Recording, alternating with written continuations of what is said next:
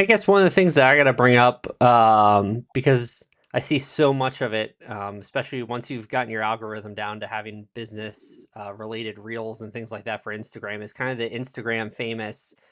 conversations of like, oh, you should go out and start an LLC because then you can get a certain bank loan for a certain dollar amount. And, I think a lot of times Sure. people see that stuff and they're like, oh, well, I should be doing all of this. I should have a trust that I'm putting all of my assets into and moving things around. And I think it's a great point to just clarify like that level of complexity for probably a large majority of the business community is really a complete and unnecessary waste of resources.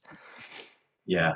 I would totally agree with that. I think for most people, again, it can almost be as much of a detriment as what I started with today is that paralysis and that failure to even launch or get started because of the concern about what entity to use. Is many people hear so much of the social media commentary or the things they read online or the things they see on CNBC or anything like that they might be watching or consuming, and really think that life and their business needs to be way more complex and involved than it is, and potentially they could spend way too much money and have way too much formality and structure than they really need for their situation, and what there's not going to be the benefit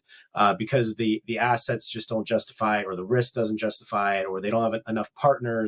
or they don't really know if this is even going to be successful from the start. So I would caution everybody to be thoughtful and to not hesitate in engaging with a professional and asking advice of a professional, again, in the legal, financial, accounting, and insurance spaces. But then you really need to use some judgment and get some good guidance about what's really necessary in your situation.